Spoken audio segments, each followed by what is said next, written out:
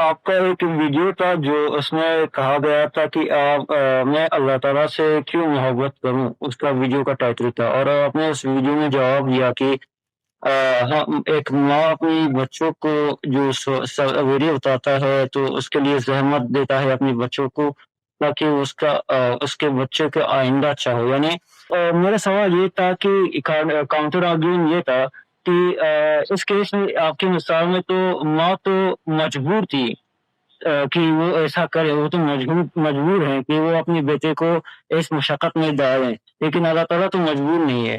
تو اس کا آپ یہ کیسے جواب دیں گے؟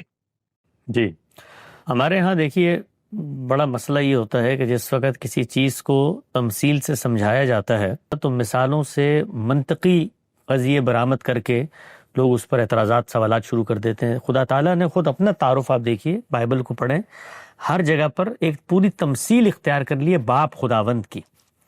اب باپ خداوند کہنے کی کیا ضرورت ہے، کیونکہ باپ اور خدا تو بالکل دو الگ الگ چیزیں ہیں. جس طرح آپ نے فرمایا کہ باپ تو مجبور ہوتا ہے اور خدا تو مجبور نہیں ہے، تو کیا یہاں پر جب تمثیل دی جا رہی ہوتی ہے، مشابہت دی جا رہی ہوتی ہے، وہ اس پہلو سے دی جا رہی ہوتی ہے کہ دونوں کی قدرت کا بیان ہو کہ جیسے باپ ہے ایسے خدا ہے؟ نہیں، وہاں بیان کرنا یہ مقصود ہوتا ہے کہ جس طرح سے باپ ایک چھوٹی سطح پر تمہارا پالن ہار ہے، تمہیں پالتا ہے، تمہاری نگرانی کرتا ہے، تمہارے ساتھ معاملات کرتا ہے، اور بعض ایسی چیزیں جو تمہیں بظاہر اعتراض کے قابل لگ رہی ہوتی ہیں، لیکن جب کانسیکوینسز تمہارے سامنے آتے ہیں تو تم ان کو اپریشیٹ کرنے لگ جاتے ہو. تو اس پس منظر میں یہ مثالیں دی جا رہی ہوتی ہیں. اس میں یہ مراد نہیں ہوتی کہ اب میں نے کہا کہ مثال کے طور پہ ماں سے محبت کیوں کرتے ہو، تو اب ماں کے ساتھ جو ہمارے محبت، احساسات، جذبات، ماں کی ذمہ داری، منصب وہ ہے، وہ سب کے سب خدا کے اوپر جا کے ڈال دیں. خدا خدا ہے، ماں ماں ہے. ماں کو خدا نے وجود پذیر کیا، اس کو کچھ ذمہ داریاں دی ہیں.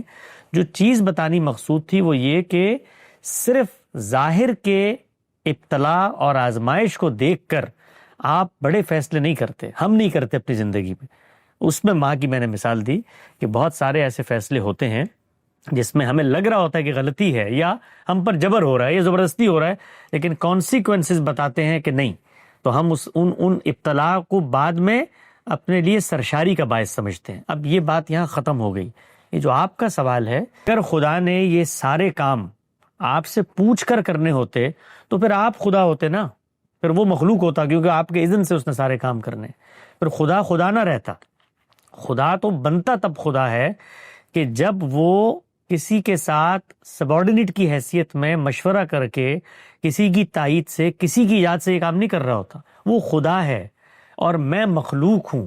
میں مخلوق ہوں، یہ میرا وجود اس کی گواہی دیتا ہے، کیونکہ میں پیدا ہوتا ہوں، میرا مشاہدہ ہوتا ہے پیدائش کا، خلق کا.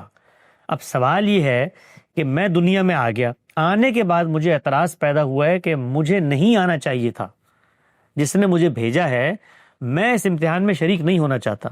تو آپ سے میں پوچھتا ہوں پلٹ کے کہ آپ کو کس دن خدا نے ہاتھ پکڑ کے اس دنیا میں رہنے پہ مجبور کیا؟ آپ چلے جائیں اس دنیا سے، کیوں نہیں جاتے؟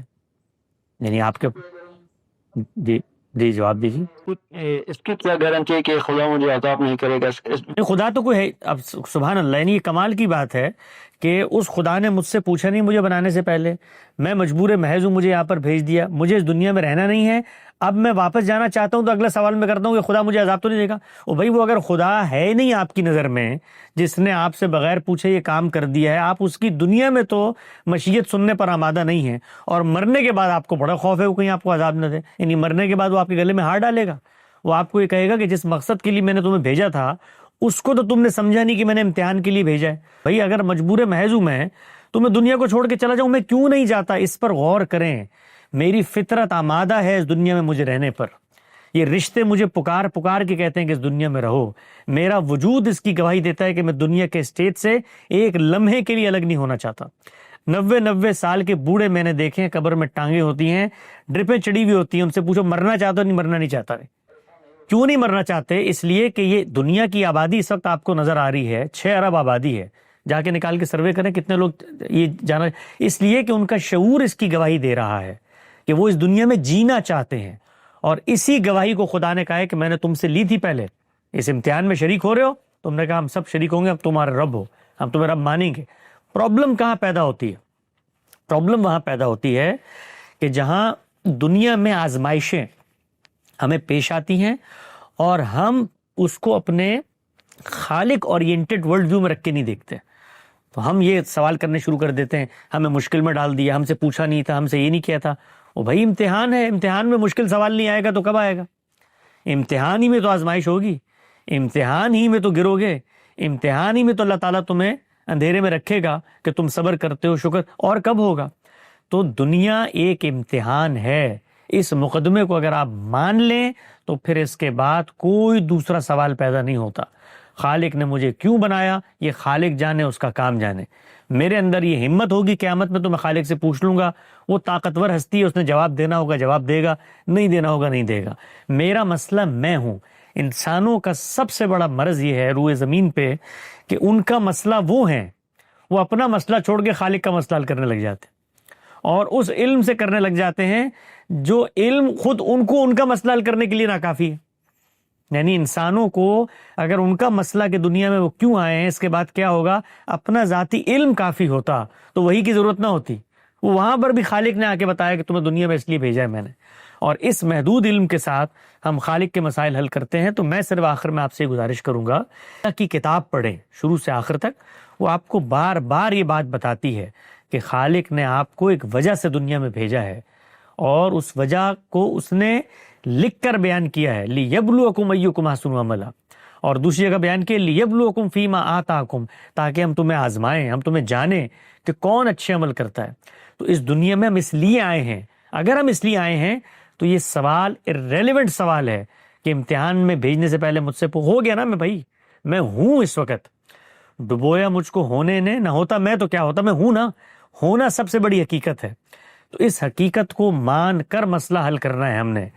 ہم اگر اس جگہ پر جانا چاہتے ہیں کہ خالق نے غلط فیصلہ کیا ہے تو پھر ریورس کریں خالق کے فیصلے کو، اس کا رستہ آپ کے پاس موجود ہے، لیکن آپ سمیت ہر آدمی ڈرتا ہے کیونکہ موت کا خوف ہے اس کے دل میں۔ یہ جو آپ نے بار بار کہا نا پھر خالق مجھے عذاب تو نہیں دے گا، یہ آپ کی فطرت پکار کے کہہ رہی ہے کہ آپ غلط کام کر رہے ہیں، اس لیے خالق آپ سے اس کے بارے میں پوچھے گا۔